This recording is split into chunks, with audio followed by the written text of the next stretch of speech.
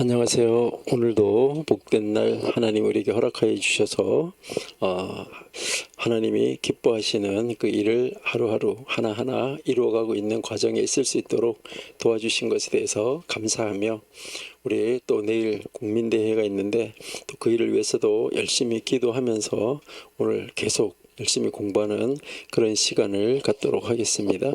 잠시 기도하겠습니다. 하나님 감사합니다. 하나님이 우리를 사랑하시고 도와주시는 은혜 가운데 아버지가 기뻐하시고 아버지가 원하시고 아버지가 우리를 통하여서 이루시려고 하시는 일이 무엇인지 알고 그 일을 넉넉하게 이루어갈 수 있는 하나님의 사람들이 될 수 있도록 도와주옵소서. 우리 청교도 신학원에서 열심히 공부하며 달려온 그 1년을 아버지 하나님께서 바라보시고 우리 귀한 원생들의 그 배움과 또 하나님을 향한 열정, 신앙의 열정, 아버지 또 하나님의 말씀대로 살려고 하는 그 열정을 아버지가 보시고 귀한 열매가 많이 맺혀질 수 있도록 하나님이 인도하시고 도와주옵소서. 이제 몇 주 남지 않았습니다. 하나님이 함께해 주셔서 유정의 미를 거둘 수 있도록 끝까지 분발하는 우리 귀한 원생들이 다 되게 하여 주옵소서. 오늘도 아버지께서 친히 우리의 선생님이 되어 주셔서 가르쳐 주시기를 원하오며 예수님의 이름으로 기도드립니다. 아멘. 네, 오늘 우리 전도서 4장 계속해서 공부하도록 하겠습니다. 전도서 4장 우리 1절부터 다시 한번 읽어보고 우리 5절부터 공부하도록 하겠습니다. 1절, 내가 돌이켜 해 아래서 행하는 모든 학대를 보았도다. 오호라, 학대받는 자가 눈물을 흘리되 저희에게 위로자가 없도다. 저희를 학대하는 자의 손에는 권세가 있으나 저희에게는 위로자가 없다. 지금 4명의 사람을 우리가 전도서 4장에서 만나게 되는데, 여기서 지금 제일 먼저 만나는 사람은 학대받는 사람이죠. 학대받는 사람에게 이제 위로자가 없는 것. 자, 2절. 그러므로 나는 살아있는 산 자보다 죽은 지 오랜 죽은 자를 복되다 한다. 그러니까요, 살아있는 자와 지금 이미 먼저 죽은 자를 지금 비교하고 있는 것이죠. 그러면서 죽은 자가 더 복되다 이렇게 했는데, 또 3절 보세요. 이 둘보다 출생하지 아니하여 해 아래에서 행한 악을 보지 못한 자가 더욱 낫다 했다. 그러니까 또 그거보다도 그 앞에 있는 두 사람보다가도 아예 출생하지 않은 것이 낫다. 이것은 사실 우리가 굉장히 문제가 있다라고 이야기했죠. 하나님께서 세상을 창조하셨는데 창조하지 않은 것이 더 낫다고 하면 안 되는 것이죠. 그죠? 다음 4절 한번 볼까요?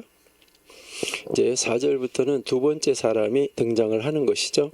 내가 또 본즉 했잖아. 그렇죠? 내가 또 본즉 사람이 모든 수고와 여러 가지 교묘한 일로 인하여 이웃에게 시기를 받으니 이것도 헛되어 바람을 잡으려는 것이로다 라고 했는데, 이 두 번째 만나는 사람, 우리 전도서 4장에서 두 번째 만나는 사람은 어떤 사람인가? 우리가 지난주 공부했었는데 그 마음에 그 시기심과 이기심, 경쟁심, 질투심으로 가득 차 있는 사람, 이런 사람이 이제 두 번째 등장하는 사람이라고 그랬죠. 근데 우리 한글 성경으로 읽으면 오해가 될 수도 있다라고 말했었는데, 여기서 우리가 분명하게 이해하는 것이 중요하죠. 이제 그 시기심이 있고 경쟁심이 있는 그런 사람, 그런 사람의 마음 속에 기쁨과 화평을 누릴 수가 없어요. 그러니까 계속해서 시기가 나고 질투가 나기 때문에, 그리고 나보다 나은 사람이 있으면 경쟁해서 이겨야 되기 때문에 그렇다는 것이죠. 그래서 우리가 지금 읽었는데 4절에 보시니까 아주 좋은 특징처럼 보이는 두 가지가 발견할 수 있어요. 두 가지를. 그러니까 첫 번째는 모든 수고를 아끼지 않는 사람이잖아. 그렇죠? 모든 수고와, 그러니까 수고를 최선을 다해서 열심히 하는 사람, 이것을 어떻게 생각하면 부지런한 사람, 이렇게 이야기할 수도 있겠죠. 어떻게 보면 이제 좋은 모습이에요. 또 두 번째 특징 하나가 나오는데, 여러 가지 교묘한 일로 인하여 이웃에게 시기를 받는다라고 이야기를 했는데, 여기에서는 무엇을 말하냐면 그가 행하는 모든 일은 성공하는 재주를 가진 거예요. 그러니까 그 어떤 일을 하든지 손을 대면 다 성공하는 그런 재주를 가진 사람이에요. 그러니까 절대로 실패하는 일이 없어요. 그러니까 이것도 어떻게 보면 모든 사람이 부러워할 것처럼 그렇게 느껴지는 사람이다라고 이제 생각을 할 수가 있겠죠. 그러니까요. 그런데 여기서 문제가 뭐냐 하는 것이죠. 이 사람이 열심히 일하는 것, 그리고 이 사람이 무엇이든지 해가지고 성공해내고야만은 그 동기가 무엇이냐는 거예요. 왜 그렇게 하냐는 거예요. 그러니까 왜 그렇게 하느냐 하는 것이 문제라는 거죠. 왜 그렇게 열심히 하느냐 하는 거. 그래서 열심히 해서 그것을 꼭 성공해내고야 마느냐 하는 거. 이것이 어떻게 이제 그 동기가 뭐냐 하는 것이 중요하다는 거죠. 왜 그렇게 하느냐는 거예요. 그러니까 왜 그렇게 하느냐. 그러니까 열심히 일하는 것은 좋은데, 그리고 성공하는 것은 좋은데, 그렇게 하는 동기가 무엇이냐. 여기 있을 때 이웃에게 시기를 받는다라고 이야기를 하세요. 성경은요. 그는 그의 이웃에게 시기를 받는다.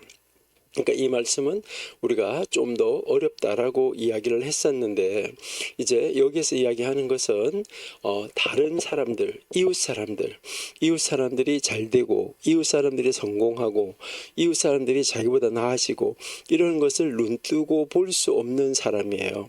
그러니까 어쨌든 이웃보다 자기가 이겨야 되는 사람이에요. 그래서 이웃이 잘 되는 것을, 이웃이 뭐 성공하는 것을 시기해가지고 막 그 사람을 시기해서 내가 어떻게 하든지 이겨내야지 된다 하는 바로 그런 뜻이에요. 그러니까 이 사람이 열심히 수고하고 열심히 노력하고 애쓰고 최선을 다해서 이제 그 성공을 하는데, 그 성공을 하는 그 이유가 뭐였었냐? 이것이죠.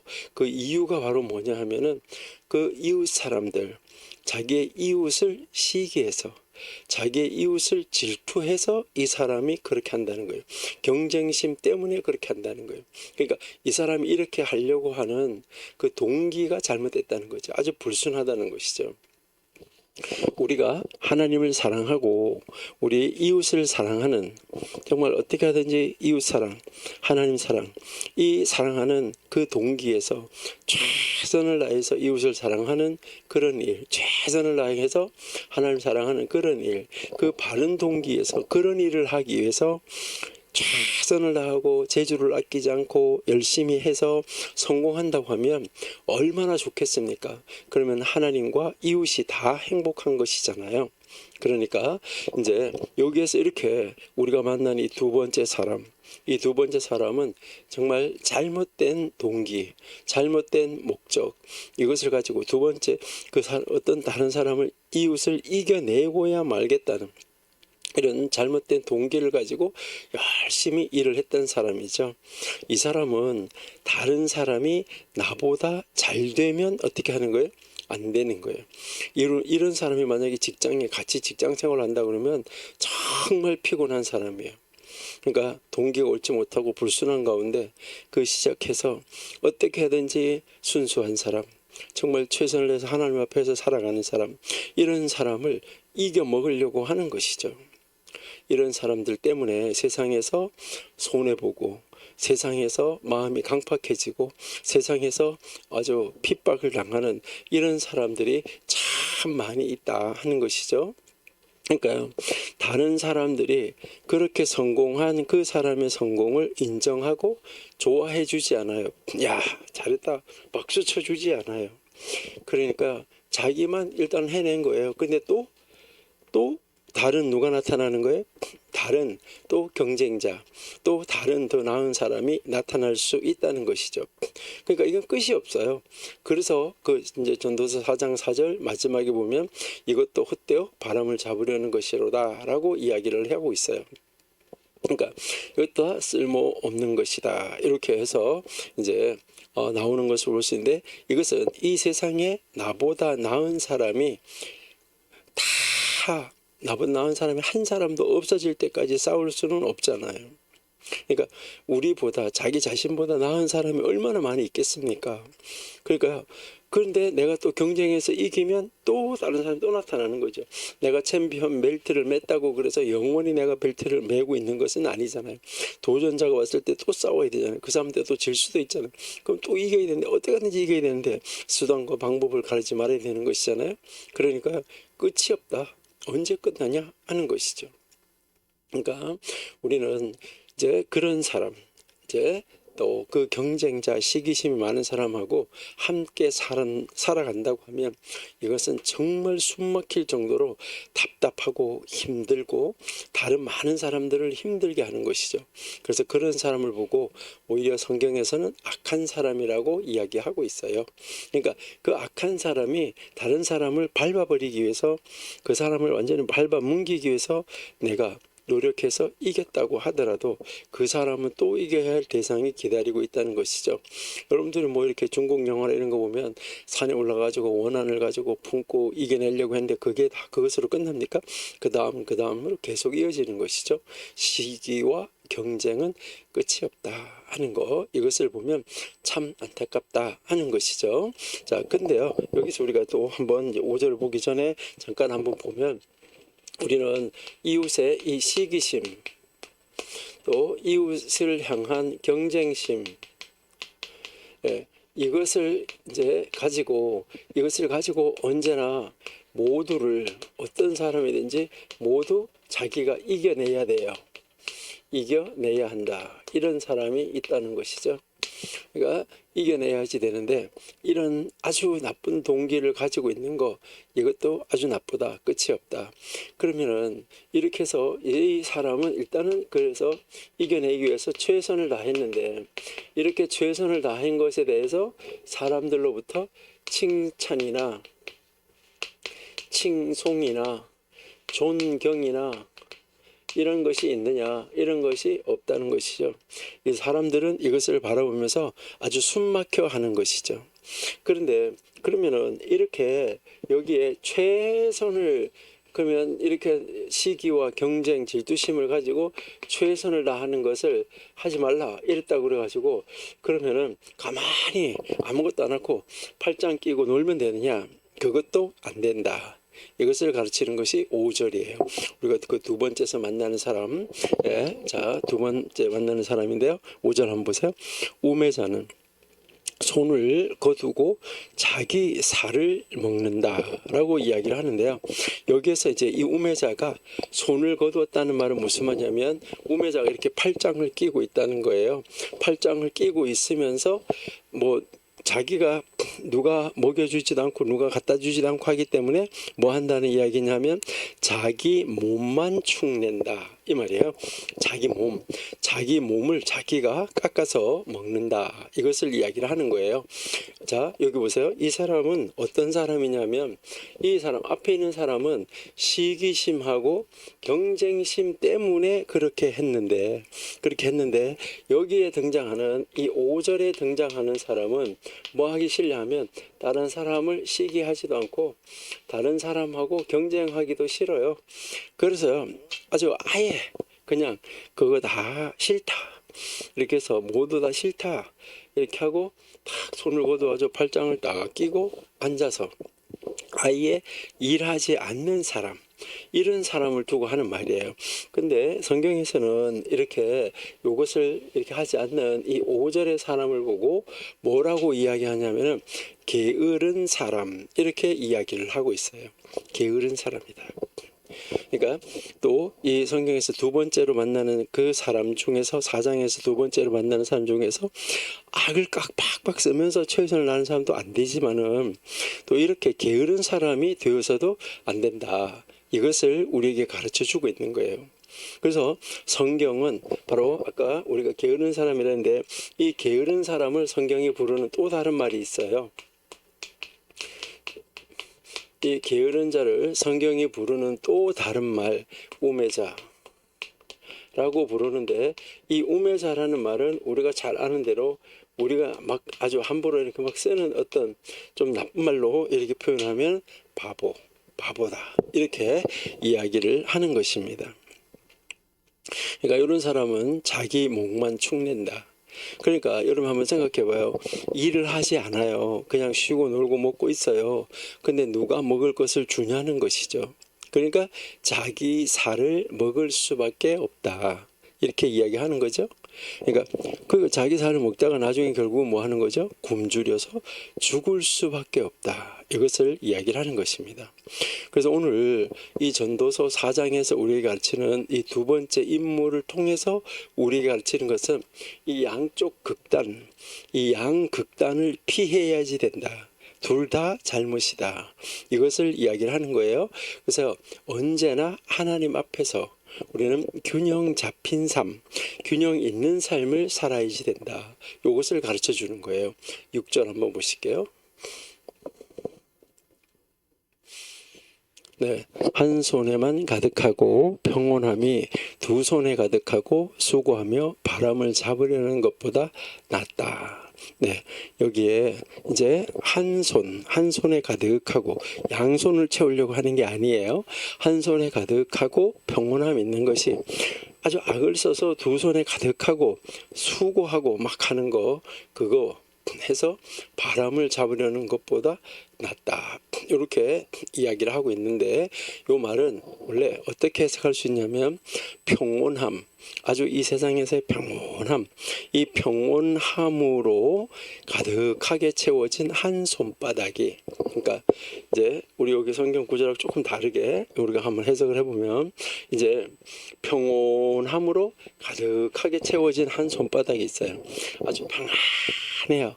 이렇게 해서 가득하게 채워진 한 손바닥이 영의 갈망은 뭘 말하냐면 마음의 욕심을 이야기를 하는 거예요. 그러니까 영의 갈망과 그 수고로 가득 찬 두 손보다 낫다 이 말이에요. 그러니까 이제 이 바람을 잡으려는 이게 바로 영의 갈망이에요. 바로 마음의 욕심이에요. 이 마음의 욕심, 요 욕심과 그 수고로 가득 차 있는 두 손, 그 두 손보다 더 좋다 하는 것이죠. 자, 여기에 6절 보세요. 6절에 보시니까 이제 다시 한번 잘 읽어보세요. 두 사람이 등장하는 거예요. 두 사람이 등장하는데 여기 두 사람 중에 한 사람은 어떤 사람이에요? 예, 한 사람은 한 손바닥은 가득하게 채워져 있어요. 그리고요, 또 어리석은 사람처럼 손을 모아서 팔짱을 끼고 자기 살을 먹는 사람은 아니에요. 어느 정도 수고를 했잖아요. 그래서 한 손에 평온함으로 가득해요.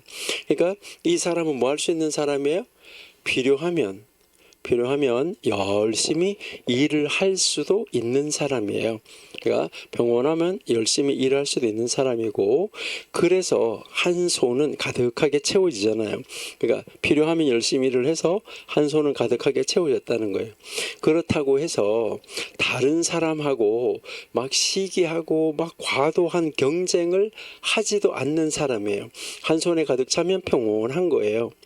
그래서 막 요즘 세상 사람들이 말하는 걸로 뼈 빠지게 일하고 뭐 스트레스 받고 뭐 긴장해가면서 아주 엄청나게 긴장감 속에서 스트레스 받으면서 이렇게 일을 하지 않는다는 거예요.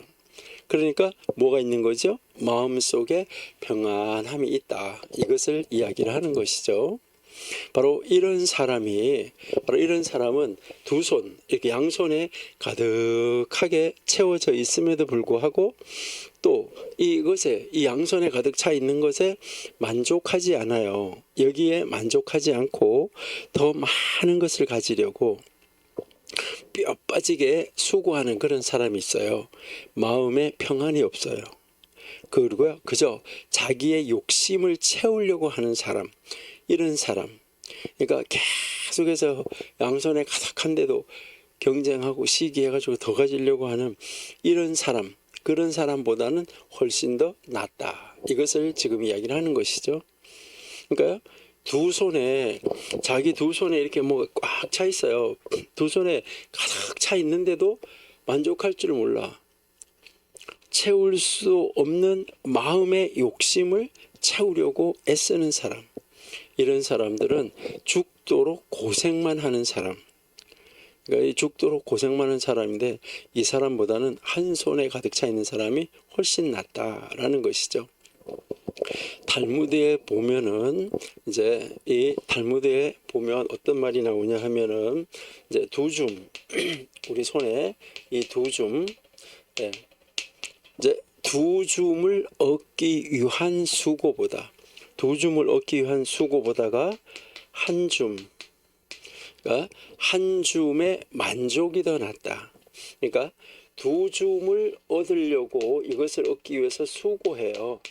이것을 얻기 위해서 수고하는 것보다 이 한 줌을 가지고 있는 것에 내가 한 줌을 가졌어 하면서 한 줌을 가지고 여기에서 만족하는 거, 이 한 줌을 가지고 만족하는 거, 이것이 훨씬 더 좋은 일이다 라고 이제 탈무드에서 이야기하는 것을 볼 수 있어요.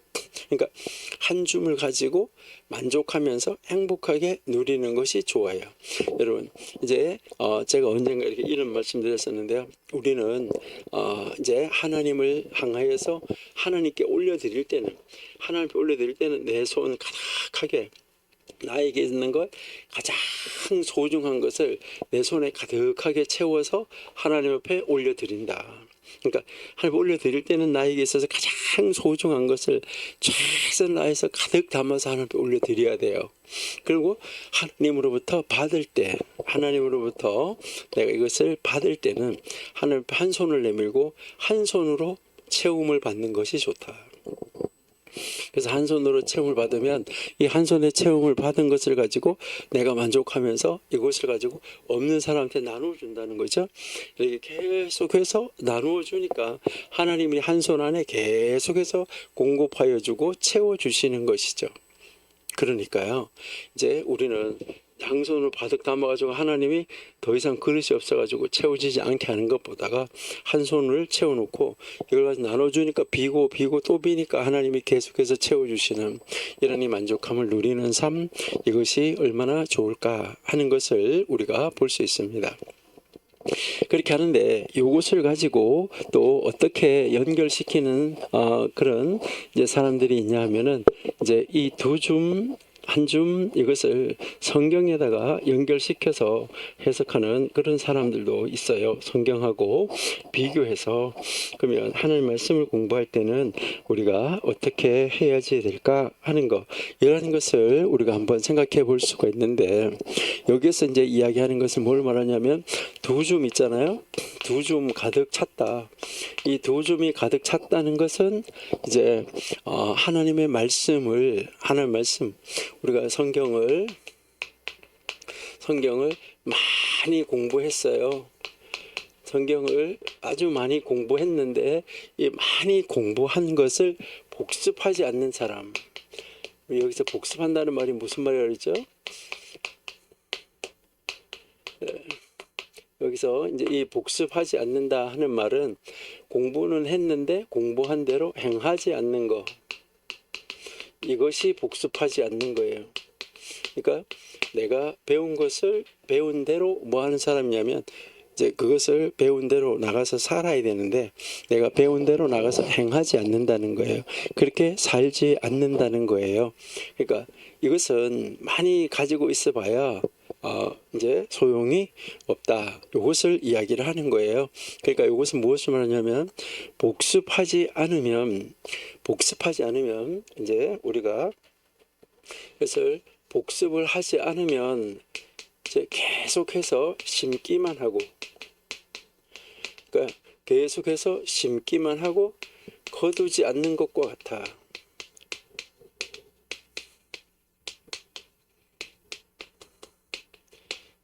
계속 이제 심어내기만 하고 거두지 않는 것과 같아, 이렇게 이야기하고 있습니다. 그러니까 이것은 참 문제가 이제 심각하다 하는 것을 우리가 볼 수가 있죠. 그래서 여기서 우리에게 가르치는 것은 바로 뭐냐면은 이 하나님의 말씀이라는 것, 이 하나님의 말씀, 이 성경은 아는 것과 실천하는 것, 이것은 별개다. 그러니까 여기서 우리가 이것은 분명하게 해야 돼요. 아는 것, 그 다음에 실천하는 것.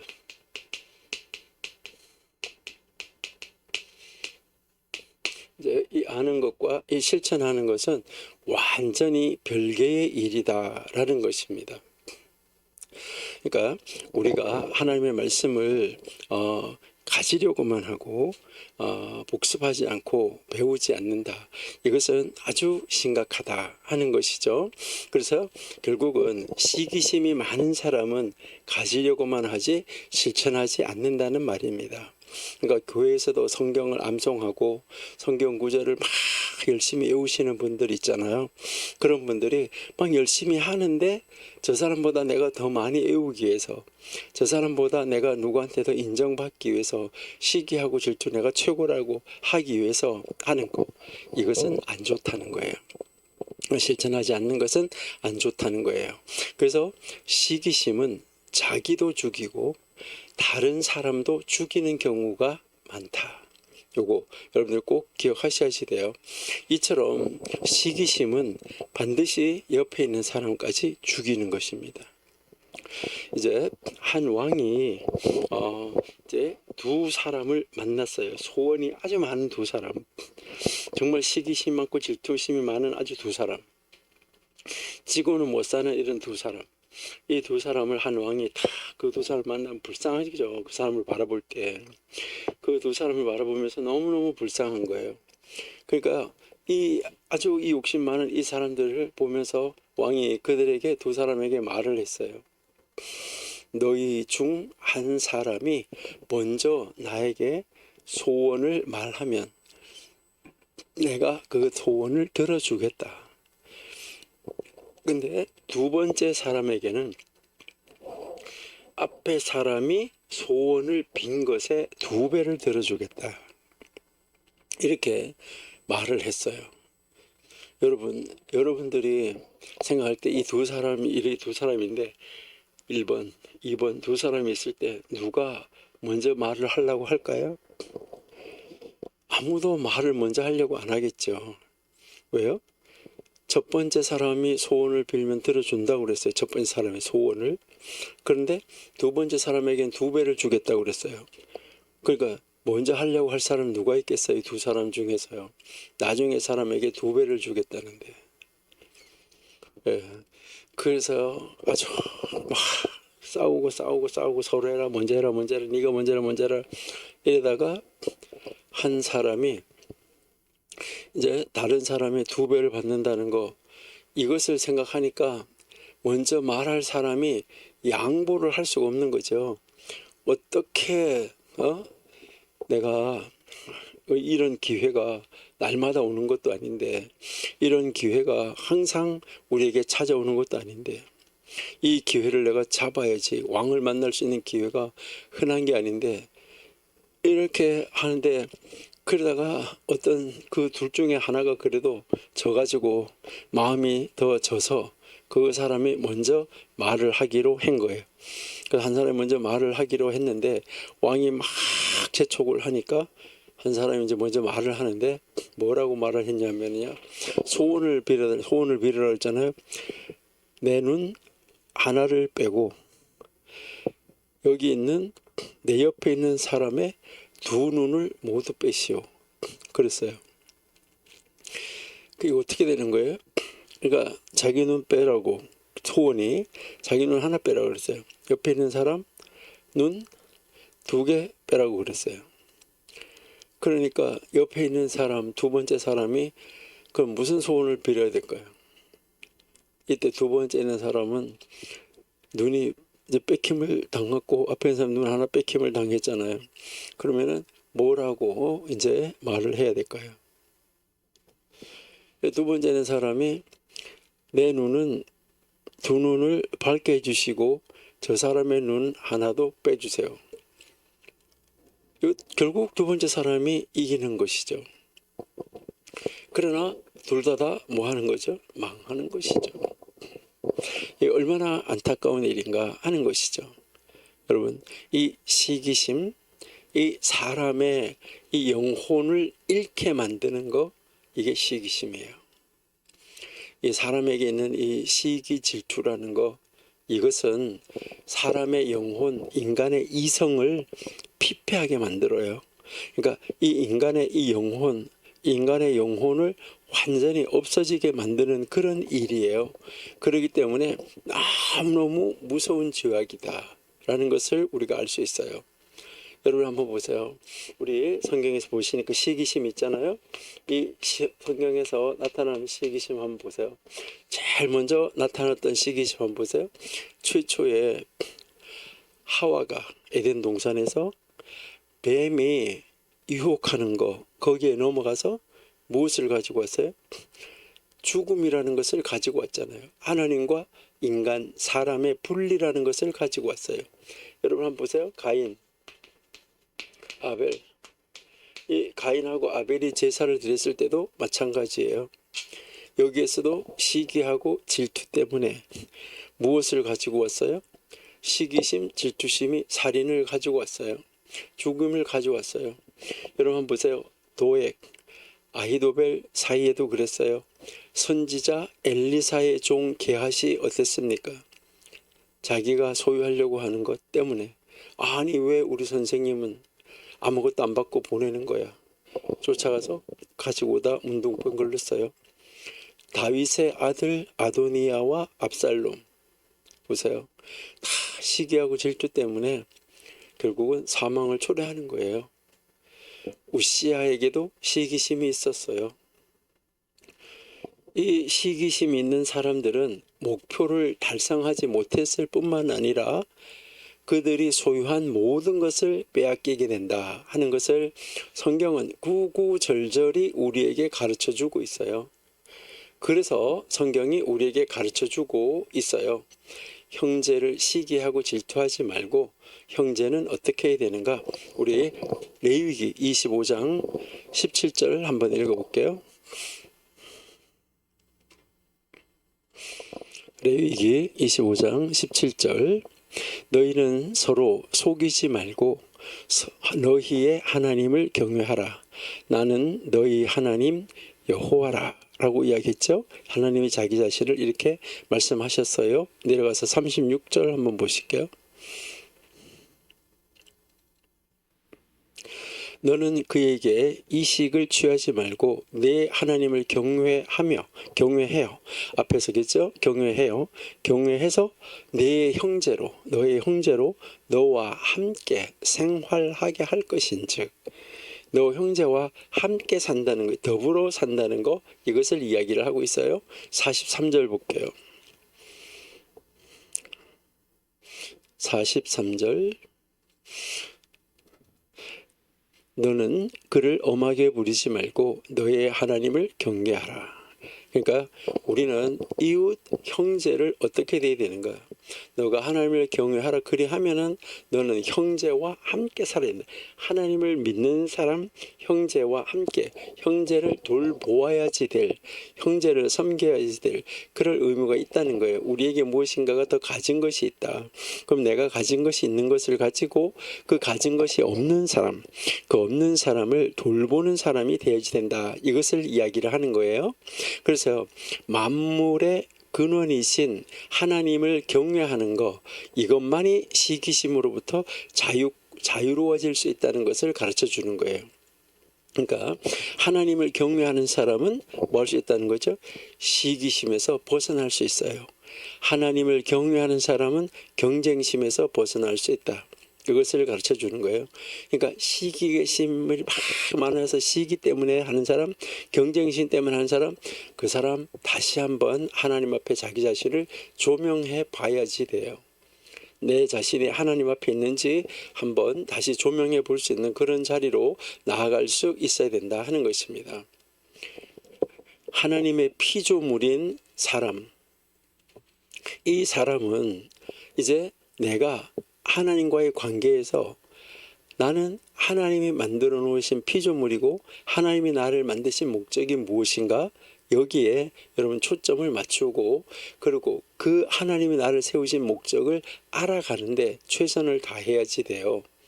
특별히 하나님 말씀을 믿고 하나님의 사람이 된 우리, 하나님의 선택함을 받은 우리 어떻게 해야 될까?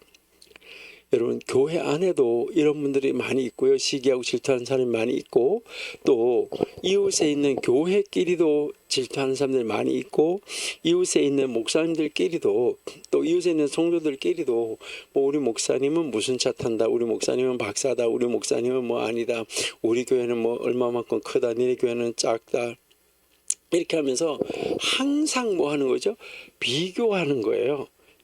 그가 비교해가지고요, 이제 그 자꾸 비교하면서 무시하고, 비교하면서 시기하고, 비교하면서 질투하고, 비교하면서 아이고 저기 사기쳐가지고 저렇게 됐지, 크게 됐지 이러고, 비교하면서 아이고 조그만 게 까불어 이렇게 하고, 이렇게 서로 비교하면은 안 된다는 거예요. 하나님이 만드신 이 피조물인 우리 인생의 삶의 본분은 무엇일까 하는 거예요. 여러분, 우리 피조물, 하나님이 만드는 삶의 본분, 우리 인생의 삶의 본분은 무엇이에요? 여러분들이 너무나 잘 알고 있고요, 너무나 다 암기하고 있는 구절이 있어요. 우리 한번 보실까요? 고린도전서 10장 31절. 고린도전서 10장 31절.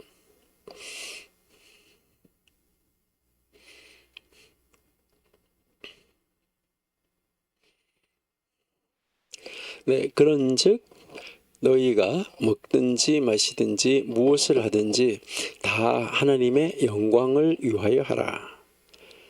여러분, 내가 먹는 것까지도, 마시는 것까지도, 그러니까 어떤 일이든, 심지어 내가 먹고 마시는 것, 그것까지도 누구를 위해서? 내 자신의 몸을 위해서 좋고 맛있는 것, 그것이 아니라 이제 하나님의 영광을 위해서 하라는 거죠. 우리가 그런 사람이 되어야지 된다 하는 것이죠. 그러니까 우리가 정말 수고하고 사업을 하고 우리가 무엇을 하든지 다 하나님의 영광을 위해서 하는 일이 되어야지 된다. 그러니까 내가 열심히 최선을 다하는 것도 시기 질투가 아니라 하나님의 영광을 위해서. 그러니까 이제 정말 내가 성공하는 것도 하나님의 영광을 드러내기 위해서. 이웃이 잘 되는 거, 그런 이웃이 잘 되는 게 보기 싫어서, 내가 이웃보다가 더 나아지기 위해서 시기와 질투심으로 어떤 일을 해서는 안 된다는 거예요. 그래서 우리가 항상 생각할 때 해야 되는 것은 바로 뭐냐면, 내가 이 일을 하면 하나님이 기뻐하실까? 하나님이 영광을 받으실까? 나의 친구와 나의 이웃이 기뻐하는 일일까?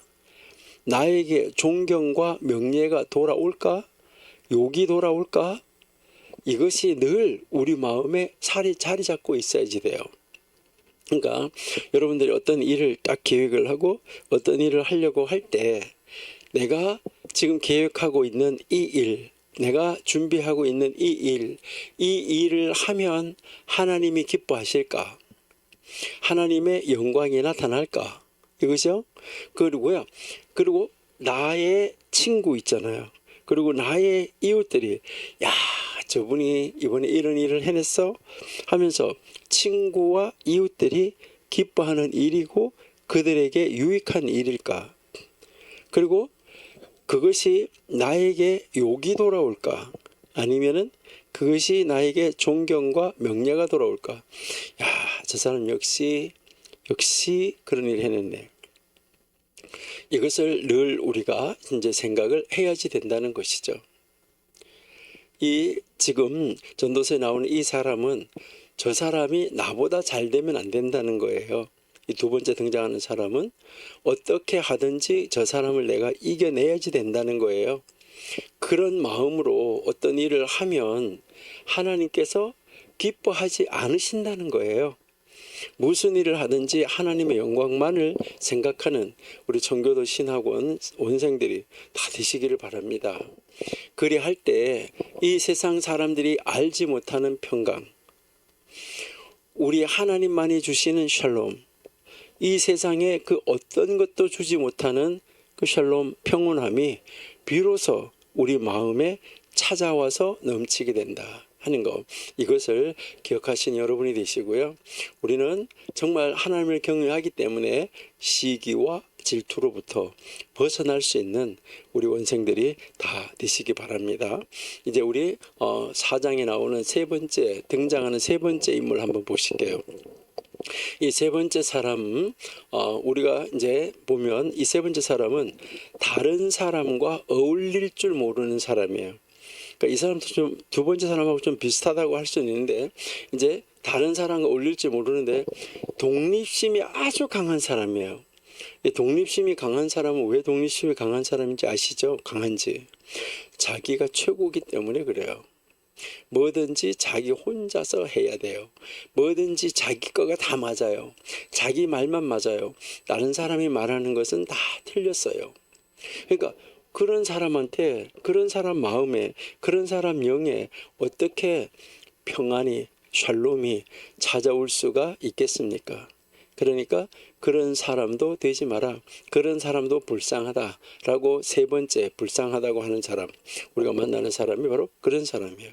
그러니까 다른 사람과 어울릴 줄도 알고, 다른 사람과 협력할 줄도 알고, 다른 사람과 함께 어우러져서 지낼 줄도 알아야지 되는 거예요. 자, 7절 한번 볼게요. 4장 7절, 전도서 4장 7절.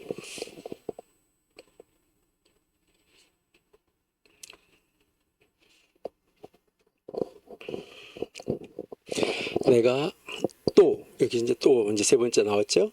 돌이켜 해 아래서 헛된 것을 보았다. 그러니까 또 보았다는 거예요. 이런 사람은 아무리 수고해도 다 헛되다 하는 건데, 자, 또 헛된 것을 봤는데 8절이에요. 어떤 사람은 아들도 없고 형제도 없으니 아무도 없이 홀로 있으나 수고하기를 맞이 아니하며, 그러니까 홀로 있는데 아까 그랬죠? 앞에 있는 사람은 비슷하다고. 수고를 맞이하지 아니하며 부를 눈에 족하게 여기지 아니하며, 가지고 있는 재산도 자기 눈에 아주 얼마든지 가지고 있으면 그만큼이면 됐는데도 그거를 족하게 여기지도 아니하고 이르기를 내가 누구를 위하여 수고하고 내 심령으로 낙을 누리지 못하게 하는고. 내가 누구를 위해서 수고하냐는 거죠. 그러면서 낙을 누리지 못하느냐 하는 것이죠. 그래서 이것도 헛되다, 무익한 노고다, 이렇게 이야기를 하고 있죠. 자, 여기에서 여러분 한번 잘 보세요. 이제 일단은 어떤 사람이 없냐면, 여기에서 보니까 이 나오는 8절 이하에서 지금 나오는 사람은 첫 번째, 의지할 사람이 없어요. 자기가 의지할 사람. 그러니까 자기가 의지할 사람이 없다. 그러니까 의지할 어떤 사람도 없는 사람. 그러니까 가족도 없고 아들, 형제도 없다. 이것은 다른 말로 말해서 홀홀단신을 이야기를 하는 거예요.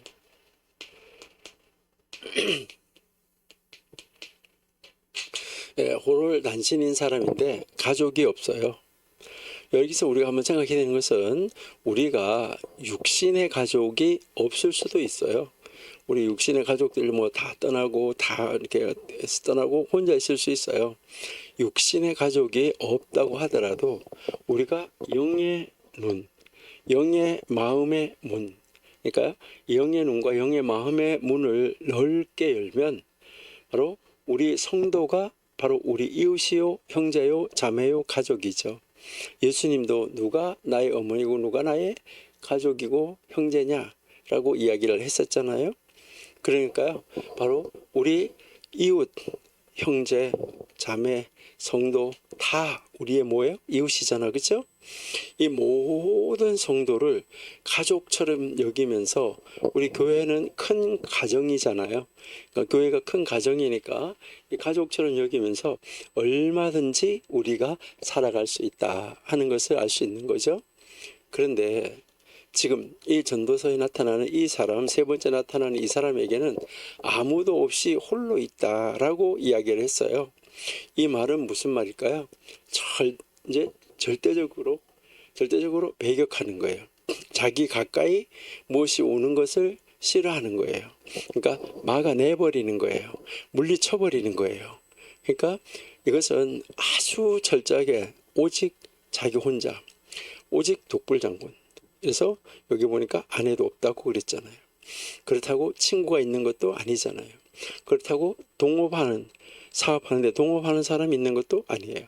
오직 자기 자신, 오직 혼자. 근데 이 사람은 그의 모든 수고에 오직 혼자인데 그의 모든 수고에 끝이 없다. 쉼이 없다는 것이죠. 그러니까 무엇을 하려고 했냐면 이 사람은 자기 혼자서 홀홀 단신 자기 혼자서만 계속해서 일을 하는 사람이에요. 끝이 없는 사람이에요. 다른 사람을 불러서 같이 협력해서 일하면 좋을 텐데 그런 것도 안 하는 사람이에요. 그런데 그렇게 하지 않는 이유가 뭐냐는 거죠. 그 이유가 뭐냐.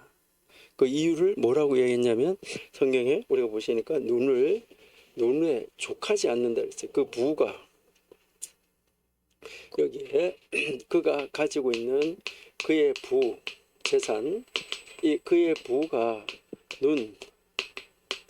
눈에 족하지 않다는 거예요. 눈에 족하지 않다. 여러분들은 이야기 많이 들어보셨죠? 사람의 눈은 아주 특이하다. 사람의 눈은 항상 더 좋은 거, 더 큰 거, 이것을 원한다. 그리고 사람의 이 눈이라는 것은요, 이 참 특이한 게 뭐냐면 사람의 눈은 항상 2배를 원한대요. 항상 2배. 그러니까 지금 가지고 있는 것보다 2배를 더 원한다는 거예요. 내가 지금 눈으로 보고 있는 것보다 2배로 더 좋은 거. 또 2배 더 좋은 걸 가졌어요. 2배를 더 좋은 걸 가지면 또 2배를 더 좋은 거. 이것을 이제 가진다. 이렇게 이야기를 하는데, 예전에 그 이야기에 나오는 이야기인데, 뭐 다양한 이야기로 펼쳐지고 있는데, 예루살렘에 그 정복한 그 장군이 예루살렘을 정복해서 성문을 들어가려고 하는데, 거기 안에서 문이 딱 닫혀 있으면서 문 못 열어준다고 그러니까 내가 누군지 아냐. 내가 이 땅을 정복한 장군이다. 왕이다. 라고 이야기를 하니까 그 안에서 뭐라면 나는 그런 사람 모른다. 그 문 못 열어준다. 그럼 어떤 사람이 왔을 때 이 문은 열리느냐? 겸손한 사람이 오면은 문이 열린다. 라고 이야기해요. 그러면 겸손한 사람이 누구냐? 라고 이야기했을 때 어떤 사람이 겸손한 사람이냐? 라고 이야기하면서 물으니까 그 안에서 옆에 이렇게 물이 이렇게 흘러내려가는 그 물이 이렇게 있었는데 그 물에 지금 뭘 하나를 떠내려 보낼 테니까 이 떠내려 보내는 것을 건져 가지고 집으로 가지고 가서 이것이 무엇인지, 그게 이 물체가 무엇인지, 그리고 이 물체의 무게가 얼마인지 알고 돌아오면 문이 열어진다. 이렇게 이야기를 했어요. 그래서 이것을 흘러내려오는 것이 딱 보니까 옆에 보니까 있었어요. 그래서 부하를 통해서 건졌어요. 그리고 그것을 가지고 자기 왕궁으로 돌아왔어요. 왕궁으로 돌아와서 그것을 가지고 이제 무게를 달려고 저울에다가 올려놨어요. 여러분이 이렇게 잘 아시는 대로 이렇게 청평 저울 같은 게 이제 이렇게 저울이 이렇게 있으면 여기다 이렇게 물건을 하나 올려놓으면은 이것이 이렇게 기울어지겠죠, 그렇죠? 이렇게 올라가고 이렇게 기울어져서 이 올려놓는 게 이렇게 올려놓으니까 가져온 물건을 올려놓으니까 이렇게 이제 기울어진 거예요. 이렇게 기울어졌는데 여기다가 요게 무게가 얼마나 될까 가지고 조그마한 하나 올려놓으니까 꼼짝도 안 해요. 또 올려놔도 꼼짝도 안 해요. 엄청나게 무거운 걸 올려놨는데도 꼼짝도 안 해요. 이것보다가 여기에 있는 무게보다 훨씬 무겁다고 생각하는 거를 올려놨는데도 꼼짝도 안 해요. 이게 도대체 무엇이길래 이렇게 이 꼼짝도 안 할까, 이 저울이. 아무리 무거운 걸 올려놔도 꼼짝도 안 하니까 이거는 도대체 무엇일까. 그때부터 이제 이 왕이 고민하기 시작하고 많은 사람들한테 불러서 그 현자들, 지혜자들, 이런 사람들을 다 불러와 가지고 물어보기 시작한 거예요. 이게 뭐냐? 이게 뭐길래 이렇게 이 무게가 얼마인지도 모르겠다. 무게를 저울로 달면 얼마인지 알 수 있을 줄 알았는데 저울로 달아지지가 않는다. 이게 뭐냐? 무게가 얼마냐? 라고 이야기를 하는 거예요. 그럴 때 현자들도 가서 보고 이게 뭔지 모르겠다. 아무리 봐도 모르겠다. 그렇게 이야기를 하는데 아주 연약한 사람 한 사람이 저 같은 것이 감히 왕에게 말씀드려도 되겠습니까? 제가 한 말씀 드려도 되겠습니까? 그러니까 뭐 지금 왕은 급하니까 와서 말해봐라 라고 이야기를 했어요. 그러니까 그분이 가서 말하기를 요 물건은 사람의 눈동자입니다 라고 이야기를 했어요. 그러면 눈동자면 무게가 얼마냐 이러니까 눈동자의 무게는 잴 수가 없습니다.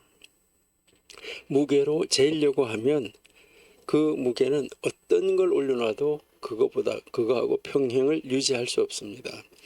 그러면 어떻게 해야 되냐? 아무것도 올려놓지 않으면 됩니다. 비우면 됩니다. 전체를 자기 자신을 온전하게 비우면 됩니다. 겸손하면 됩니다. 여러분, 겸손한 사람은 자기를 비우는 사람이에요. 그러니까 겸손한 사람은 자기를 비우는 사람인데 여기다가 올려놨던 거를 요 반대편 저울에 올려놨던 것을 지금 뭐 하냐면 싹 다 내려버리고 요 저울만 남겨놓은 거예요. 아무것도 없고 먼지 하나도 없이 하고 딱 비웠어요. 딱 비우니까 요게 다시 딱 올라가서 딱 제자리를 유지했어요. 그러니까 이 사람의 눈은 언제나 가진 것의 2배를 원한다.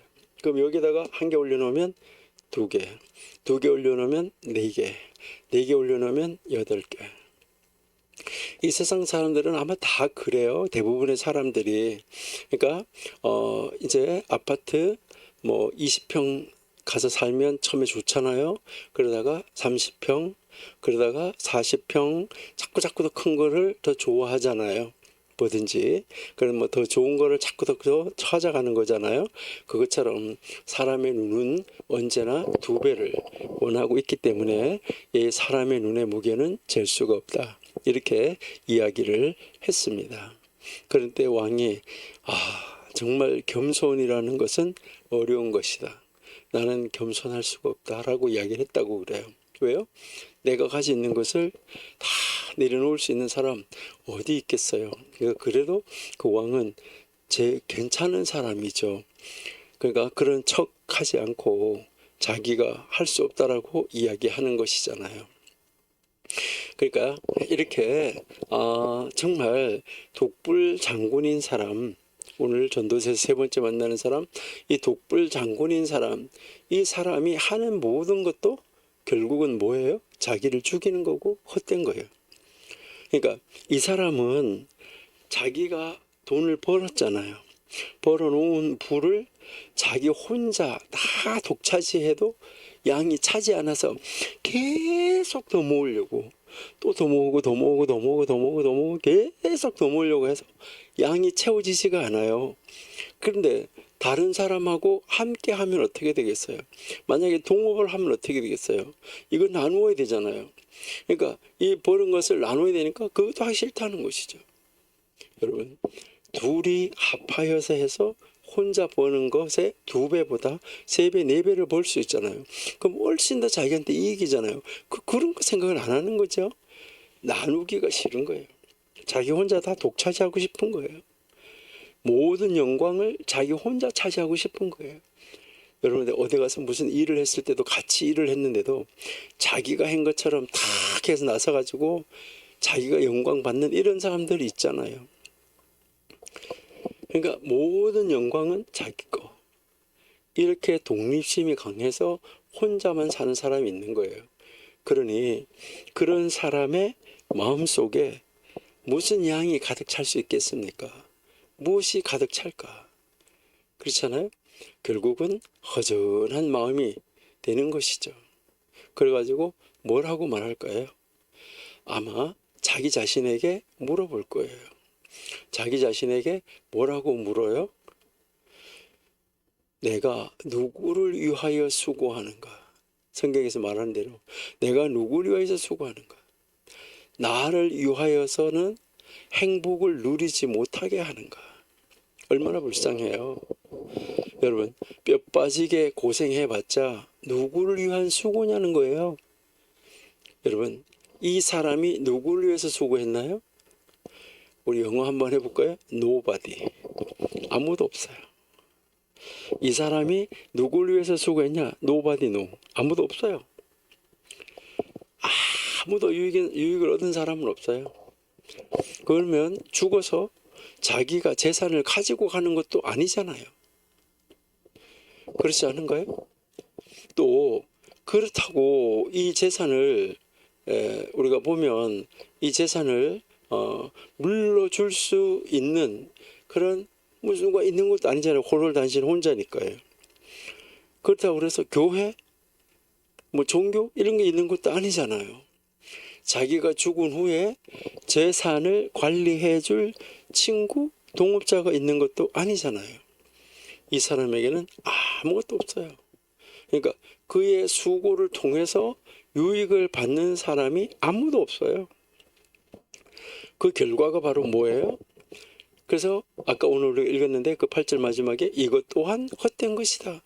그것이 불행한 수고다. 불행한 노고일 뿐이다. 무익한 노고일 뿐이다. 이렇게 했어요. 왜 그럴까요? 아무도 유익을 받지 못하기 때문이에요. 그리고 9절 한번 볼까요? 자, 9절. 두 사람이 한 사람보다 나음은 저희가 수고함으로 좋은 상을 얻을 것이다. 그러니까 둘이 하는 게 한 사람보다가 어떻다는 거예요? 낫다. 그렇잖아요? 그래서 그들이 수고함으로써 2배 이상의 더 큰 것을 좋은 상을 얻을 수 있다는 거예요.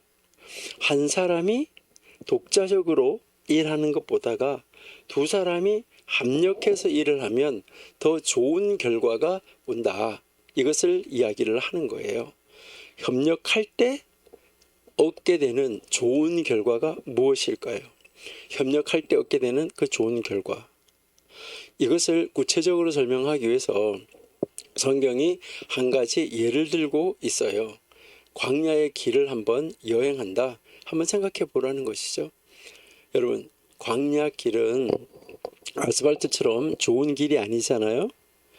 울퉁불퉁하고 군데군데 웅덩이가 파져 있어요. 그런 험한 길을 더군다나 밤중에 가게 되면 얼마나 위험할까 하는 것이죠. 우리 10절 한번 보실까요?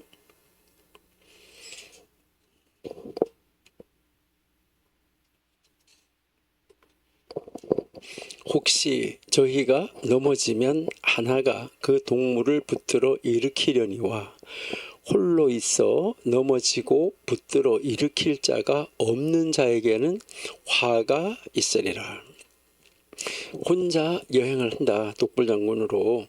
그것도 광야 길을 어두운 밤에 홀홀 단신 여행하고 있다. 한번 생각해 보세요. 낮에는 아주 무덥고 밤에는 추워요. 그럴 경우에 어떻게 되느냐?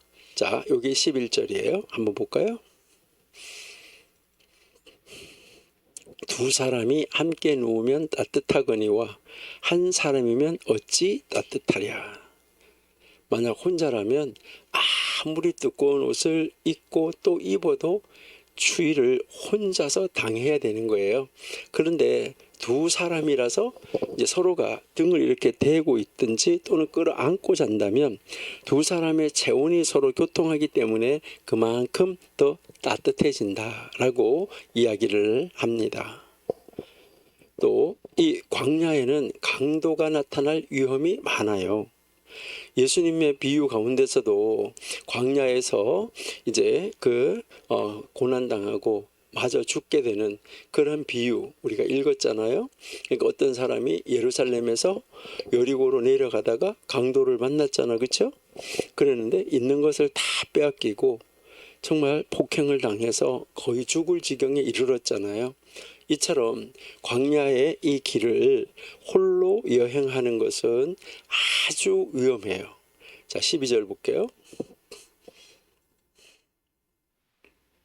한 사람이면 패하겠거니와 두 사람이면 능히 당하나니 삼겹줄은 쉽게 끊어지지 아니하느니라. 그러니까 한 사람이면 패하고 두 사람이면 맞설 수 있다는 거예요. 싸워서. 그런데 세 겹줄은 쉽게 끊어지지 않는다. 세 겹줄 끊어지지 않는다고 이야기를 합니다. 숫자가 많으면 많을수록 안전하다는 것이죠. 뭉치면 산다. 이것을 이야기를 하는데 히브리어에서는 이 세 겹줄, 이 삼에 대해서 굉장히 특징을 많이 주고 있는데 여러분들은 혹시 히브리어 공부하시면서 알파벳 공부하시면서 수에 대해서 공부해 보셨는지 잘 모르겠는데요. 그 알파벳 수 우리가 한번 잠깐만 오늘 한번 이야기를 하고요. 여러분들이 앞으로 히브리어 공부하는데 좀 도움이 되지 않을까 이렇게 생각이 됩니다. 그러니까요, 그러한 것을 우리가 한번 생각해 볼 수 있는데, 여러분들이 이제 그 히브리어에서는 이제 이 숫자가 다 의미가 있는데요. 1, 2, 3, 4 이렇게 했을 때 이 숫자가 다 의미가 있는데요. 보통 3은 신의 수라고 이야기를 해요. 여러분들이 잘 아시는 대로 이 신의 수를 이야기를 하는데 여러분들이 이렇게 대부분 보면 뭐 우리 삼위일체 하나님이라고 그러는데 여러분 그것은 다 어디에서 배워왔을까? 이 삼의 신의 수라는 것을 사실은 다 성경에서 배워가지고 간 거예요. 성경에서 배워가지고 갔는데 여러분들이 한번 잘 보시면 이제 그 뭐 이렇게 절에 가면은 삼신각 있어요. 삼신당 있어요. 그리고요, 여러분들이 왜 예전에는요, 아이가 이렇게 태어나면 이 엉덩이 볼이 좀 파랗게 이렇게 보여지면 뭐라고 그러냐면 삼신할머니가 빨리 나가라고 딱 때려가지고 그렇게 거기가 파랗다고 그렇게 이야기를 해요. 그래서 다 보면 무슨 삼신이에요. 그리고요, 뭐 악재가 삼악재가 들었다, 뭐가 들었다 이렇게 하면서 주로 이 3이라는 숫자는 신의 숫자로 연결을 시키는데 이것은 다 사실은 성경에서 배워가지고 온 것인데 고대 근동 지방에서도 3은 신의 수였었다 하는 것을 볼 수 있는데요. 우리 히브리 알파벳 잠깐만 한번 보여드릴게요. 자, 히브리어 알파벳 보시니까 제일 첫 번째 거 이제 이게 우리가 이제 알렙이라고 그러는데 이게 1이에요. 1. 그다음에 이 베이트라는 것은 점이 있는 것이 있고 없는 것이 있어요. 그러니까 점이 있을 때 있고 점이 없을 때가 있다. 이게 2예요. 이 숫자는 똑같아요. 그다음 3 보세요. 세 번째 글자. 세 번째 글자는 기멜이라고 이야기를 하는데 3. 그다음에 네 번째 글자 달렛이라고 하는데 4. 그다음에 다섯 번째 글자 헤이라고 하는데 요거 5. 그다음에 6 바브. 그다음에 7은 자인. 8은 헤이트. 9 케이트. 그다음에 10 요드 이렇게 하는데 그러면은 11, 12는 어떻게 쓰느냐 이렇게 여러분 생각하시면 되는데 자, 요게 잠깐 한번 볼게요. 그러면은 자 요게 10이라고 그랬거든요. 자 요거 10 아시겠나요? 자 요거 10이에요. 10하고 이렇게 1하고 같이 쓰면 요게 11이에요. 11. 그다음에요 12, 13, 14. 그러면은 15는 어떻게 쓸까? 원래는 15를 이렇게 써야 돼요. 원래는 15를 이렇게 써야 되는데 15를 이렇게 안 써요. 15를 이렇게 안 쓰고 15는 이렇게 써요. 9하고 6을 써요. 왜 15는 이렇게 9하고 6을 쓸까 하는데 요 15라는 거 있잖아요. 요 15는 여러분 보면 원래 이렇게 우리가 여호와라는 단어를 이렇게 써요. 여호와라는 단어를 이렇게 써가지고 이렇게 하나님 약자를 써놓은 것처럼 이렇게 숫자를 쓰면은 안 된다. 이래가지고 이 하나님의 이름이라는 그 수 표시 때문에 이렇게 안 쓰고 9하고 6을 써서 이제 15 이렇게 하고 그 다음에 16은 9하고 7을 써서 16 이렇게 쓰고 그 다음 이제 18부터는 똑같이 그냥 그대로 이렇게 가요. 자 이렇게 간다. 이거 아시고 그 다음에 20번 한번 볼게요. 20은 글자가 3개가 나와 있잖아요. 자 20은 글자가 3개가 나와 있는데 이제 이렇게 쓰는 글자인데 요게 이렇게 그냥 이제 점이 있는 글씨가 있고 점이 없는 글씨가 있어요. 그리고 단어 끝에 갈 때는 이렇게 모양이 달라져요. 그러니까 단어의 끝에 갈 때, 단어의 마지막에 갈 때는 이렇게 쓴다. 여러분들이 이렇게 멜레흐라는 왕이라는 단어가 있는데 이렇게 쓰는 건데, 원래는 사실은 이제 이렇게 요런 글자인데 단어 끝에 갈 때는 이렇게 써진다 하는 말이에요. 단어 중간에 올 때는 이렇게 쓰는 건데, 그래서 여기서는 모양이 지금 세 개가 나와 있다. 이렇게 여러분이 이제 보시면 되겠어요. 그래서 이제 요건 20이고, 그러면은 21은 어떻게 할까요? 21, 21, 22, 23 이렇게 이제 쓰는 거예요. 그러면은 그 다음 글자는 뭐죠? 30. 자, 30에 있는 글자 있잖아, 그렇죠? 30에 있는 글자, 그거가 이제 사실은 요게 12번째 글자잖아, 그렇죠? 그렇지만 이제 숫자로는 이제 30이 된다. 그 다음 글자가 40.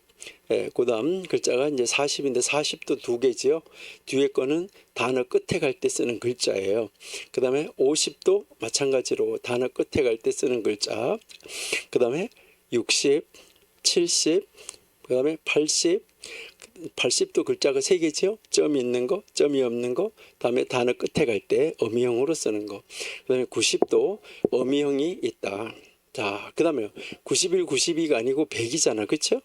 그러니까 100 하면은 이제 요거는 코프라는 글자로 100, 그 다음에 200, 그 다음에 300, 그 다음에 400. 이렇게 해서 히브리어 문자가 22개가 있는데 다 숫자로 표기가 되어지고 있다. 이렇게 여러분이 이제 생각을 하시면 좋을 것 같아요. 이렇게 이제 숫자 표기가 다 되어진다라는 말이에요. 근데 여기에서 우리가 한번 이제 참 재미있는 것을 발견할 수 있는데, 자, 표에서 3 한번 봐봐요. 표에서 3. 자, 3이라는 글자. 요게 세 번째 글자가 자, 이렇게 써졌잖아요. 그렇죠? 자, 세 번째 글자 요게 자, 요런 글자가 3이다 했어요. 요거 3이에요. 그런데 그 첫 번째, 두 번째, 세 번째 있고 그 다음부터 다시 첫 번째, 두 번째, 세 번째 가봐요. 자, 세 번째 가고 그 세 번째 지나서 이제 다시 첫 번째 하면 4가 첫 번째가 되겠죠. 첫 번째, 두 번째가 5, 세 번째가 6이잖아. 그렇죠? 자, 여기 한번 6을 여러분 한번 보시면 6은 2 곱하기 3이에요. 그렇죠? 6은 2 곱하기 3. 자, 거기서 다시 세 번째 글자 한번 가봐요. 다시 하나, 둘, 셋. 9잖아요. 9는 뭔가요? 9는 세 번째 글자 이 9는 3 곱하기 3 곱하기 3. 다 지금 무엇으로 연결되고 있어요? 3으로 연결되고 있어요. 자, 그 다음에 다시 세 번째 글자 가봐요. 예, 자, 세 번째 글자 가니까 30이잖아. 그렇죠? 30은 뭐예요? 10 곱하기 3이에요. 그렇죠? 자, 그 다음 43번째 가봐요. 자, 60이죠? 요것은 20 곱하기 3이에요. 다시 또 세 번째 가봐요. 자, 90은 30 곱하기 3이죠. 자, 그 다음 다시 세 번째 가봐요. 300은 100 곱하기 3이죠. 여러분, 신기하지 않아요? 전혀 신기하지 않다. 예, 제가 생각할 때 굉장히 신기한 건데 참 신기하고 참 놀랍다 하는 것을 볼 수 있는데, 거기다가 자, 그러면은 여기에서요 이제 그 처음 세 글자 1, 2, 3을 합치면 어떻게 될까요? 숫자를 1, 2, 3을 합치면 6이지요. 1, 2, 3 합치면 뭐라고요? 6. 맞나요? 자, 6은 2 곱하기 3으로 돼 있죠. 그렇죠? 그 다음 세 글자 한번 합쳐봐요. 4, 5, 6. 세 글자 합치면 얼마인가요? 세 글자 합치면 15잖아요. 15니까 이거는 5 곱하기 3으로 돼 있죠. 그렇죠? 그 다음에 7, 8, 9 한번 해봐요. 7, 8, 9, 24지요? 자, 요거는 8 곱하기 3이지요? 아니, 그렇습니까? 안 그렇습니까? 자, 그 다음 세 글자 합쳐봐요. 10, 20, 30이니까 60이지요. 자, 60이니까 요거는 60은 뭐죠? 3 곱하기 20이죠. 예, 그 다음 세 글자 한번 합쳐봐요. 세 글자 합치면 150이죠. 자, 150이니까 50 곱하기 3이죠. 그 다음 합쳐봐요. 70, 80, 90, 240이지요. 80 곱하기 3이지요. 그 다음 100, 200, 300, 600이지요. 자, 600은 200 곱하기 3이지요. 여러분, 자, 히브리어 알파벳은 어떻게 연결되어 있다고요? 다 3, 3, 3, 3, 3. 요거 신의 수예요. 이렇게 이루어져 있다 하는 거, 이것을 우리가 알 수 있다는 건데요. 그래서 이 히브리어 문자는 삼겹줄의 연속이다라는 것을 이제 히브리어, 그 고대 히브리어를 연구하는 사람들이 이야기를 했어요. 그러니까 이 히브리어 문자가 뭐라고요? 삼겹줄의 연속이다. 여러분, 재미가 별로 없는 것 같은데요. 이게 굉장히, 여러분 따져보면 굉장한 겁니다. 사실은 엄청난 건데, 여러분 거기 숫자 4 한번 봐봐요. 숫자 4, 숫자 4 글씨, 요게 사진 찍어 놓으세요. 그 다음에 6글자 사진 찍어 놓으세요. 6글자 사진 두 개를 사진을 찍어 놓으세요. 자, 제가 한번 써볼게요. 자, 여기에 4자가 요런 글자 있었어요. 자, 6자가 요런 글자 있었어요. 다시 또 4자가 요런 글자인데, 자, 요게 혹시 무엇인지 여러분들 아실까요? 요게 다비드예요. 다비드. 우리말로 뭐라고 하냐면 다비드, 다윗이에요. 다윗이라는 이름인데, 다윗이라는 이름이 가지는 숫자가 얼마일까요? 다윗이라는 이름의 숫자 다 더해보니까 얼마예요? 자, 요거 4라 그랬죠? 요거 6이라 그랬죠? 자, 요거 다시 4지요? 그러니까 합치니까 14. 여러분, 예수님의 족보에서 몇 대 나가다가 예수님의 족보에서 14대 여러분 이야기하신 거 들었죠? 누가 기준이에요? 다윗이 기준이에요. 이거요, 우연히 되어지는 것이 아니에요. 정말 놀랍다 하는 것을 우리는 알 수 있습니다. 정말 놀라운 수다 하는 것인데, 기왕 이야기가 나왔으니까 한 가지만 더 이야기를 한번 해볼게요. 자, 1은 요거예요. 그 다음에요 40이 요거예요. 그 다음에요 이제 요것은 400이라는 숫자예요. 자, 요게 진리라는 숫자예요. 진리는 1, 40, 그 다음에 400 이렇게 되는데, 자, 요 400하고 40하고 1을 더하면 441이에요. 이 441을 다 더하면 뭐가 될까요? 9가 돼요. 자, 441을 더하면 9가 된다. 여러분, 9가 무슨 수죠? 9는 진리의 수예요. 그러면 거짓의 수는 얼마일까요? 거짓의 수는 6이에요. 거짓의 수는 6인데 한번 보실까요? 히브리어 숫자로 정말 거짓의 수가 6이 나오나 한번 보세요. 자, 요거 거짓의 수인데, 자, 요것을 아까 도표를 잠깐만 한번 다시 볼게요. 자, 제일 끝에서 이제 이렇게 보시면은 제일 끝에서 두 번째 거 300, 끝에서 두 번째 거가 200, 끝에서 끝에 세 번째 거가 200, 끝에서 네 번째 거가 100이잖아요. 근데 이 순서가 거꾸로 돼 있어요. 그러니까 이제 끝에서 두 번째, 끝에서 네 번째, 끝에서 세 번째, 이렇게 순서가 돼 있다고요. 자, 여기 한번 보세요. 자, 칠판 한번 보세요. 요게 뭐라고 그랬죠? 끝에서 두 번째, 요거 끝에서 네 번째, 끝에서 세 번째. 이거 완전 뒤죽박죽이에요. 순서가 안 맞아요. 여러분, 이게 거짓이라는 건데, 거짓은요 순서가 안 맞아요. 여러분들이 학교에서 이제 우리는 이번에 졸업시험 칠 때 어떻게 시험을 치나요? 다 사지선다형이잖아, 그렇죠? 4개 중에 하나 고르는 거잖아요. 4개 중에 하나 고르는 건데, 이제 뭐에 대해서 써라 이렇게 해서 쓰라고 했을 때 있잖아요. 아주 진리대로 잘 아는 사람은요 질서가 정렬해요. 근데 잘 모르는 사람은 뒤죽박죽이에요. 뒤죽박죽인 거는 거짓이에요. 그러니까 여기서 이 진리는요 히브리어 글자에서 순서대로 쓰면 이게 첫 번째 글자고, 이게 가운데 글자고, 이게 마지막 글자예요. 그래서 진리는 질서 정렬한 거예요. 그리고 숫자가 9다 이렇게 했는데, 자, 요거는 숫자가 끝에서 두 번째 거니까 300, 끝에서 네 번째 거 100, 끝에서 세 번째 거 200 이렇게 가지고 다 합치면 숫자가 600이에요. 이 숫자가 600이니까 6 더하기 0 더하기 0 하면 얼마예요? 6이에요. 그래서 원래 거짓의 숫자는 6이에요. 이거는 정말 신통한 겁니다. 그러니까요, 거짓은요, 여러분, 이거 정말 지금 여러분들은요 거짓에서 벗어나야 되는 거죠. 항상 어디에서나요? 우리는 진리에 서 있어야 되는데, 자, 이 거짓이라는 것은요, 여러분 놀라운 것이 거짓이에요. 여기 6까지만 한번 해볼게요. 6일은 6, 6이 12 하면은 3이에요. 3, 6, 18 하면은 9예요. 4, 6에 24 하면은 6이에요. 5, 6에 30 하면 3이고요. 6, 6이 36 하면은 9예요. 자, 요렇게 해서요.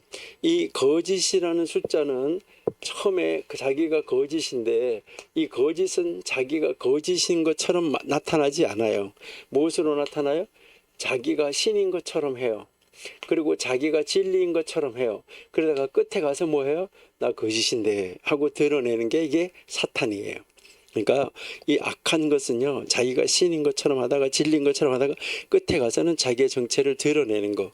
그래서 이거는 거짓은 반복하면 반복할수록 639, 639 이렇게 나와요. 그러니까요, 거짓이면서 신인 척하고 또 진리인 척 하다가 다시 거짓을 드러내고 이렇게 하는 거예요. 근데 여기서 진리는 한번 보시면 정말 달라요. 진리는 완전히 다르다. 이제 놀라운 것을 우리가 한번 발견할 수 있는데, 이 진리라는 것은요, 9, 9일은 9, 92 18, 39 27, 49 36, 59 45, 69 54 이제 이렇게 되죠. 자, 그러니까요, 요거는 9죠. 그럼 1하고 8하고 9, 9, 9, 9, 9. 여러분, 진리는 아무리 반복해도 진리예요. 이게 아주 특이하다 하는 거예요. 여러분, 히브리어에서 이 히브리어 문자가 가지는 숫자도 굉장히 특이한 것이죠. 원래 고대 근동 지방에서는 지금도 사실은 이 아라비아 숫자 1, 2, 3, 4가 만들어진 것은 그렇게 오래지 않았어요. 그러니까 원래는 어떻게 썼었나요? 1, 2, 3, 4 안 쓰고 우리가 쓰는 것도 주로 이래 가지고 이걸 1, 이거를 5, 이거를 10 이렇게 썼었잖아요. 이런 문자를 가지고. 그러니까 고대 근동에는 다 그 문자 자체가 수를 표시하고 있었었는데, 히브리어 문자가 가지는 숫자는 참 특이하다 하는 것을 우리가 알 수 있다는 것이죠. 그러니까 이렇게 히브리어 문자가 삼겹줄의 연속이다. 이처럼 세 문자의 패턴을 따르는, 이 문자 세 개씩 해서 이 세 문자의 패턴을 따르는 히브리어로 기록된 이 하나님의 말씀, 성경 말씀은 절대로 쉽게 끊어지지 않는다. 안 끊어진다는 이야기예요. 이렇게 이 하나님의 문자, 하나님의 이 문자로 기록된 이 성경 말씀이 담고 있는 이 정보, 정말 놀라운 정보다. 하나님의 말씀은 정말 신기하고 놀라운 이런 말씀을 담고 있다 하는 거, 이것을 여러분들이 꼭 기억하셔야 됩니다. 그래서요, 이 하나님의 말씀은 영어로 기록된 말씀이고, 그렇기 때문에 이제 이 영어로 기록된 말씀은 영안이 열려야 보여지는 거예요. 그러니까 우리는 늘 성경 볼 때마다, 기도할 때마다 우리는 뭐 해야 되나요? 하나님, 내 눈을 열어서 주의 기이한 것을 보게 하소서 라고 우리는 늘 기도하셔야지만 됩니다. 그래서요, 우리는 이 성경을 보는 눈이 열려야 하고, 하나님의 말씀을 이 세상의 어떤 것보다도 하나님 말씀 우선주의로 하나님 말씀을 앞세워야 된다는 거예요. 이것을 성도들에게 바르게 가르쳐야 우리 성도들이 정말 행복한 신앙생활을 할 수 있다는 것이죠. 오늘 이 전도서에 나오는, 사장이 나오는 네 가지, 우리가 만나는 이 네 명의 특별한 인물처럼 이런 사람이 되면은 안 된다는 것이죠. 근데 하나님을 믿는 사람들 가운데도 이 세상 사람들을 쫓아서 뭐 하는 것이냐면 물질 만능주의로 살아가는 사람들이 있다는 것을 볼 때 우리는 참 놀랍다는 것이죠. 하나님을 안 믿는 사람들, 그런 이 세상 사람들은 자기를 죽이는 물질 위주로 살아가요. 그래서 이 세상에 사는 사람들이 뭐라고 말하나요? 아주 좋아하면서 즐겨하면서 사용하는 말이 있잖아요. 뭔가요? 뭐니 해도 머니가 최고다. 여러분 무슨 말이죠? 뭐니 해도 돈이 최고라는 것이잖아요. 이게 그저 물질제일주의죠. 그런데 우리 하나님의 자녀들은 달라야 된다는 것이죠. 우리는 물질제일주의가 아니라 하나님 제일주의로 살아가는 사람들이잖아요. 물질이 중요하지요. 그러나 그것보다 이웃이 더 중요하고요. 우리는 물질에 집착하지 말고 우리는 이웃의 소중함을 알고 함께 이웃과 협력하면서 이웃과 더불어 인생길을 걸어가야지 된다 하는 거, 이것을 우리에게 가르치는 것이죠. 여러분들이 잘 아시는 예수님의 비유 가운데 나오는 어리석은 부자 있잖아요. 농사가 잘 되었잖아요. 어떻게 했나요? 창고를 새로 짓고 크게 늘렸어요. 그 창고에 곡식을 가득 쌓아두었어요. 여러분 그 주변에 가난한 사람들이 한 명도 없었을까요? 가난한 사람 아마 많이 있었을 거예요. 근데 그것을 그들에게 나누어주고 함께 먹었으면 얼마나 좋았을까요? 요즘처럼 뭐 냉장하는 그 기술이 발달되지 않았을 때 과거에는 이거 1년 지나면 먹을 수 있나요? 2년 지나면 먹을 수 있나요? 못 먹어요. 그 해 빨리빨리 풀어주고 그 다음에 다시 또 농사를 해서 걷어들여가지고 먹어야 되는 거죠. 그러니까요. 뭐 보관도 할 수 없는 거 이거 많이 쌓아두면 뭐 하냐는 것이죠. 근데 그렇게 하지 않고 잔뜩 쌓아놓고 좋아했어요. 그러면서요, 야 오늘 부어라 뭐시나 이리 실컷 먹고 마시자 이렇게 했는데 그게 무슨 소용이 있습니까? 하나님이 그날 밤에 그의 영혼을 불려가 버렸잖아요. 물질에 목적을 두지 말아야 되죠. 오늘 여기 나오는 사람처럼 호롤단신 물질에 목적을 두었을 때 돈을 많이 벌기는 벌어도 쓰지 않고 채워놓기만 하면 일생에 그 자기 인생의 목적이 달성된 거 아닌가요? 그러니까 인생의 목적이 달성됐어요. 자기 인생의 목적이. 인생의 목적이 달성됐으니까 더 이상 인생을 살 필요가 있나요? 없죠. 그러니까 바로 그날 그때 하나님께서 말씀하시는 것이죠. 너 인생의 목적을 다 이루었냐? 그래 됐다. 이리 와라. 하나님이 불러가시면 어떻게 하나요? 왜 불러갑니까? 했을 때 뭐라고 그래요? 다 쓰지도 않았는데. 다 쓰는 게 목적입니까? 물질을 모으는 것이 목적이었습니까? 너의 목적을 달성했으니까 너 이제 다 살지 않았냐? 와라. 다 살았으니까 데려가신다는 것이죠. 최고로 행복한 날인 줄 알았는데 최고로 그 인생에서 하늘만 믿는 인생에서 볼 때는 불행한 인생이죠. 하늘 믿는 인생은 뭐 할 수 있는 거예요? 천국 가면 되잖아. 그렇죠? 우리가 안심하고 이 땅에서 오래 살 수 있는 비결, 그것이 무엇일까요? 물론 형편이 되는 대로 우리가 뭐 해야 되는 거죠? 열심히 수고하고 일해서 건강을 챙기고 보약도 먹고 녹용도 먹고 인삼도 먹고 해야 되죠. 그러나 그것보다 더 확실한 비결은 뭐예요? 그렇게 하는 일, 그렇게 채워나가는 일은 끝이 없어요. 해도 끝이 없어요. 하나님께서도 자꾸 주시겠죠. 주시는 대로 가볍게 쓰면 되는 거예요. 사명이 있는 사람은 죽지 않습니다. 사명이 있는 사람은 오래 삽니다. 우리 이웃을 소중히 여길 줄 아는 사람이 되어야 돼요. 그런 사람이 이제 정말 복받은 사람이고요. 그래서 모든 성도님들에게 하나님께서 복을 주셔서 건강하고 오래오래 사는 것, 이것이 우리 모든 성도가 다 기도하고 소망해야 되는 그런 일이라는 것이죠. 그러니까 우리는 이 첫 번째, 두 번째, 세 번째 이런 사람, 우리가 만난 이런 사람 우리 되면은 안 돼요. 자, 그럼 네 번째 사람 어떤 사람일까요? 우리 한번 보실까요? 13절부터. 자, 4장 13절부터.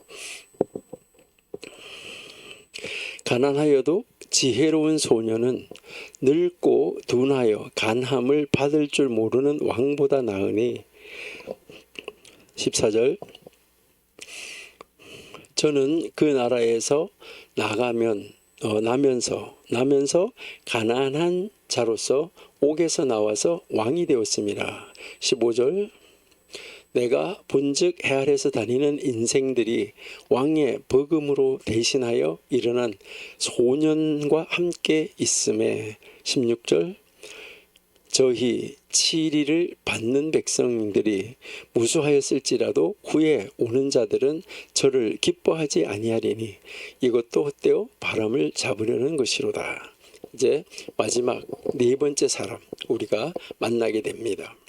이 마지막 네 번째 이 사람은 세상 권력에 집착하는 사람이에요. 그러니까 세상 권력에 집착하는 사람인데 여기 보니까요 가난하고 또 지혜로운 젊은이가 늙고 둔하여서 경고를 더 받을 줄 모르는 왕보다 가난한 사람이 더 낫다 이렇게 이야기를 하는데 여기에 이 두 구절에 두 사람이 지금 등장을 해요. 자,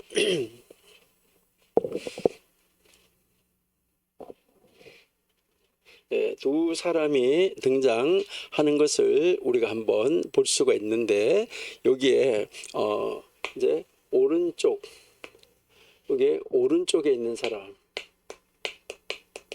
그다음 여기에 이제 왼쪽에 있는 사람 이렇게 이제 두 사람을 지금 등장시킨다 이렇게 이제 볼 수가 있죠.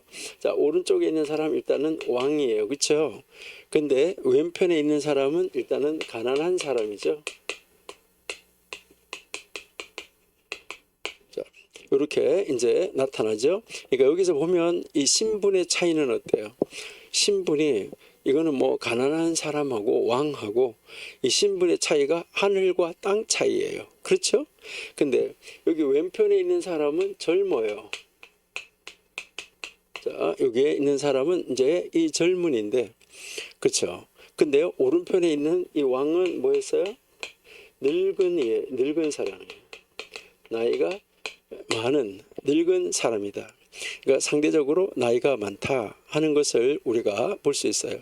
자, 이렇게 했을 때 요 두 사람 왼쪽 오른쪽 사람을 비교해 봤을 때는 현재까지는 어떤 사람이 더 좋은가요? 우리가 보면 이 오른쪽에 있는 사람이 일단은 월등하게 낫지요. 모든 면에서 볼 때 더 월등하다 하는 것인데 그런데 이 두 사람을 결정적으로 바꾸어 놓는 제3의 요소가 있어요. 그 제3의 요소 세 번째 요소가 있는데 이게 뭐예요? 왼편에 있는 사람 자 여기 왼편에 있는 사람에게는 뭐가 있어요? 지혜가 있어요. 자 왼편에 있는 사람에게는 지혜가 있다. 근데 오른편에 있는 사람에게는 지혜가 없어요. 오른편에 있는 사람에게는 어리석음이 있다. 자, 요 사람들의 판도를 확 뒤집어 놓는 이런 모습을 우리가 볼 수 있다 하는 것이죠. 여기에 이 전도자가 지금 이 세상에서 인간이 얻을 수 있는 그 어떤 것보다 무엇을 지금 강조해 주고 있냐면 지혜의 탁월성, 지혜의 우수성을 찬양하는 거예요. 그러니까 오늘 본문에서는 이제 가난하지만 지혜로운 젊은이, 지혜로운 청년, 그 다음에 이제 요게 늙고 어리석은 왕보다 낫다. 이렇게 말하는 것을 우리가 볼 수 있어요. 지혜가 부족하면 왕은 자신의 왕자를 다른 사람으로부터 지키지 못할 것이고요. 지혜로운 청년은 자신의 이 지혜의 힘, 지성의 힘으로 왕을 대신하여서 통치할 수 있게 된다. 이것을 우리에게 가르쳐주고 있는 그런 내용입니다. 그래서 우리 다음 주에 이 네 번째 인물 돼서 이 전도자가 어떻게 가르치고 우리는 어떤 삶을 살아야 되는가 여기에 대해서 가르치는 것을 우리가 보면서 하나님 앞에서 우리는 이 4명 만난 인물과 같이 아는 정말 하나님의 사람으로 말씀의 사람으로 정말 지혜로운 사람으로 설 수 있는 우리들이 되어야지 되겠다 하는 것입니다. 하나님 감사합니다. 오늘도 함께 하심을 감사하며 아버지의 뜻을 이루는 자리에 있게 하시고 세워주셔서 감사합니다. 저희들 우리 전도서 공부하면서 지혜자가 가르치는 대로 정말 우리 하나님이 기뻐하는 자리에 설 수 있는 우리가 되게 하시고 하나님의 말씀 정말 그 하나님의 말씀만이 힘이요 능력이라는 것을 알고 그 하나님의 말씀에 의지해서 세상을 정복하고 다스리고 이기게 해 주옵소서. 예수님의 이름으로 감사하며 기도드립니다. 아멘.